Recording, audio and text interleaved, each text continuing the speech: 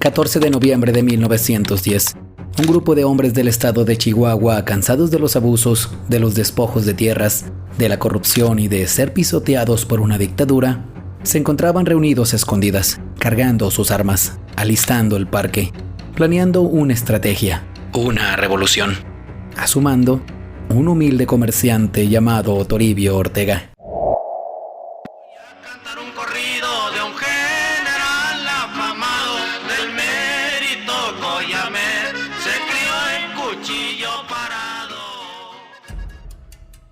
En 1910, el norte de Chihuahua era un lugar donde la ley pertenecía a los poderosos. Las enormes haciendas de las familias Terrazas y Krill dominaban millones de hectáreas, mientras miles de campesinos apenas sobrevivían cultivando tierras cada vez más pequeñas. El agua, indispensable para vivir en aquella región desértica, estaba concentrada en manos de algunos cuantos. Toribio Ortega conocía perfectamente esa realidad. Había nacido el 16 de abril de 1870 en Coyame, Chihuahua, en una familia tan humilde que nunca pudo recibir educación formal. Desde niño aprendió que si quería comer, tenía que trabajar.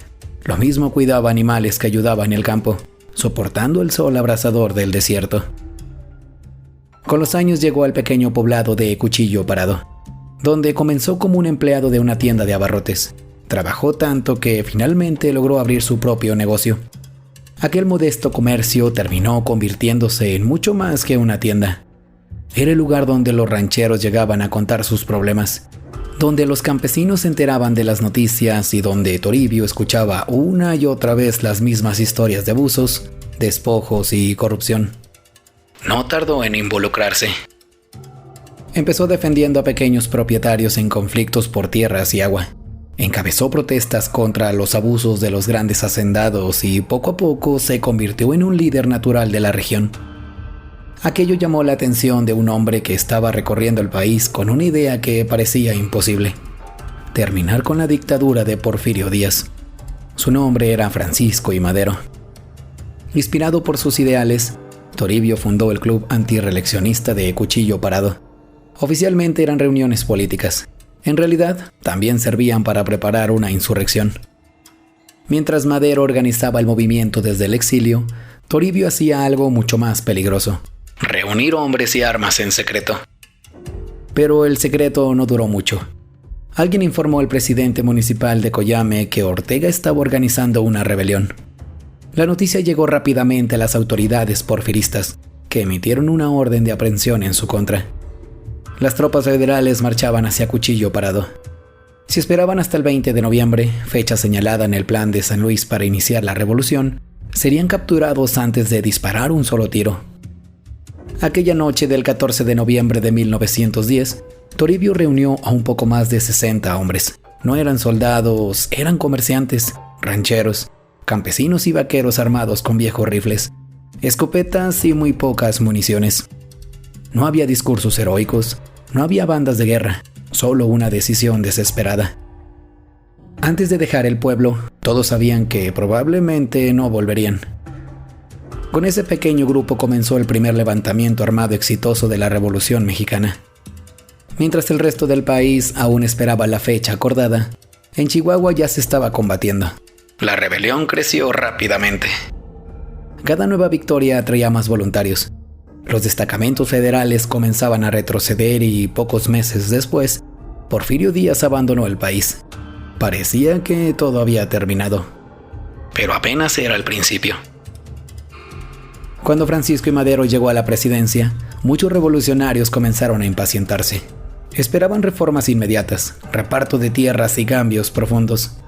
Uno de ellos era Pascual Orozco, quien había sido uno de los grandes héroes del movimiento. En 1912, Orozco rompió con Madero y proclamó el Pacto de la Empacadora, llamando nuevamente a la guerra. Muchos antiguos revolucionarios se unieron a él. Toribio Ortega tomó una decisión que definiría toda su vida. Se negó.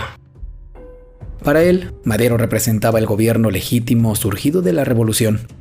Levantarse en contra de él era traicionar la causa por la que tantos habían muerto. Aquella decisión significó combatir contra hombres que poco antes habían luchado a su lado. Los campos del norte volvieron a llenarse de humo, pólvora y sangre. Las batallas contra los orosquistas fueron especialmente duras porque ambos bandos conocían perfectamente el terreno y utilizaban tácticas similares de caballería y guerrilla, pero la lealtad de Toribio jamás estuvo en duda. Su nombre comenzó a ser conocido en todo Chihuahua. Entonces ocurrió la traición que cambiaría para siempre la historia de México. En febrero de 1913, el general Victoriano Huerta, quien debía proteger al presidente, se volvió en contra de él durante la llamada Decena Trágica. Tras 10 días de combates en la Ciudad de México, Madero fue derrocado y posteriormente asesinado. La noticia cayó como un balde de agua helada sobre los revolucionarios del norte. Todo aquello por lo que habían peleado parecía perdido. Pero Toribio Ortega no estaba dispuesto a rendirse. Se unió al ejército constitucionalista para combatir a Huerta. Fue entonces cuando su camino se cruzó definitivamente con el hombre más temido del norte, Francisco Villa. Villa desconfiaba de casi todos. Sabía que en la revolución las lealtades cambiaban con facilidad. Sin embargo, pronto encontró en Toribio algo poco común. Nunca había cambiado de bando, nunca había buscado beneficios personales. Había permanecido fiel a sus principios desde el primer día. Por eso le entregó el mando de la Brigada González Ortega, integrada principalmente por hombres acostumbrados al clima extremo de Chihuahua. Aquella brigada se convirtió en una de las unidades más eficaces de la División del Norte. Sus soldados podían avanzar largas distancias por el desierto casi sin agua, aparecer donde el enemigo menos lo esperaba y atacar con una velocidad sorprendente. Villa comenzó a consultar a Toribio antes de las grandes campañas. Ya no era simplemente uno de sus generales, era uno de sus hombres de confianza.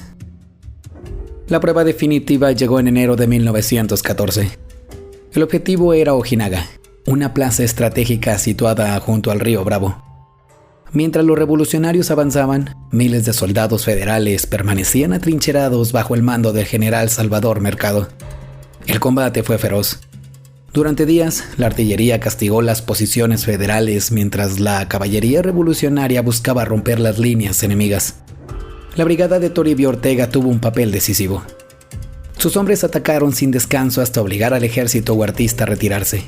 Finalmente ocurrió una de las escenas más impresionantes de toda la revolución.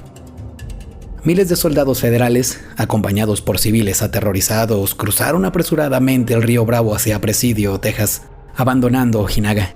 La frontera quedó en manos revolucionarias. Fue un golpe devastador para el régimen de Huerta. Pero la guerra continuaba. Toribio también participó en la toma de Ciudad Juárez, donde Villa sorprendió al enemigo utilizando un tren para introducir tropas de manera inesperada. Después llegó a Torreón. Aquella ciudad estaba protegida por fortificaciones, trincheras y ametralladoras. Durante varios días, las calles se transformaron en campos de batalla. Se combatía casa por casa, ventana por ventana. Los cañones abrían paso entre edificios destruidos mientras la caballería intentaba envolver las posiciones enemigas. Las bajas fueron enormes. Sin embargo, la División del Norte terminó imponiéndose. Cada victoria acercaba más el final del régimen huertista.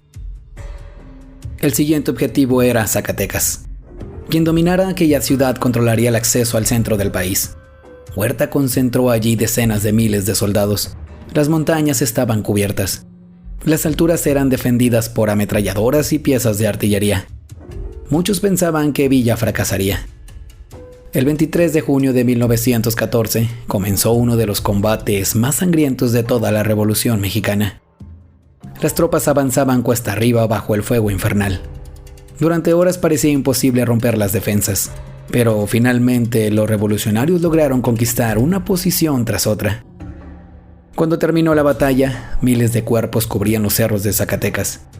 La derrota del ejército federal fue absoluta. Victoriano Huerta tenía los días contados. Sin embargo, para Toribio Ortega la victoria tuvo un costo inesperado. Los campamentos revolucionarios estaban saturados. La falta de higiene, el agua contaminada y el hacinamiento provocaron un brote de fiebre tifoidea. El general comenzó a sentirse mal pocos días después. Al principio nadie imaginó la gravedad del problema. Había sobrevivido a innumerables combates. Parecía imposible que una enfermedad pudiera derrotarlo. Pero cada día empeoraba. Cuando Villa comprendió la situación, ordenó preparar un tren especial para trasladarlo de inmediato a Chihuahua. Era un gesto reservado únicamente para alguien a quien consideraba indispensable. Los mejores médicos hicieron todo lo posible. No fue suficiente.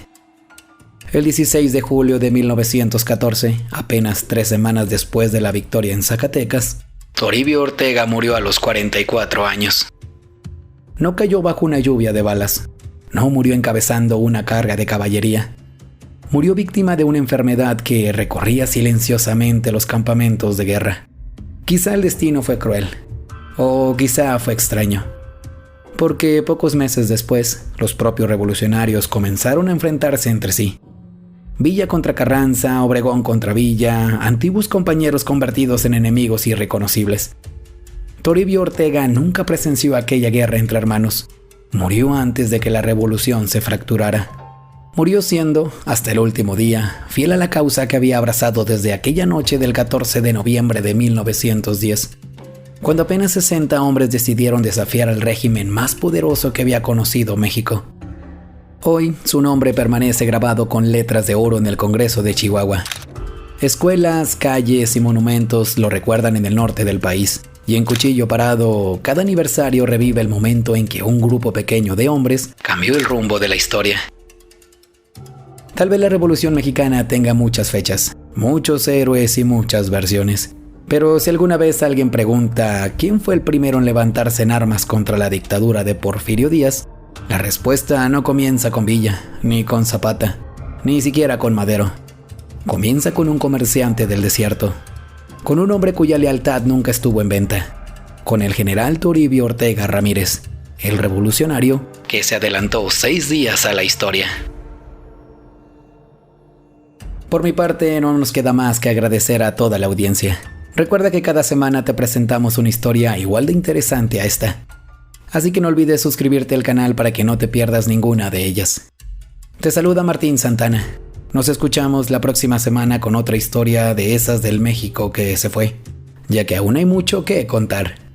O al menos, eso cuenta la historia.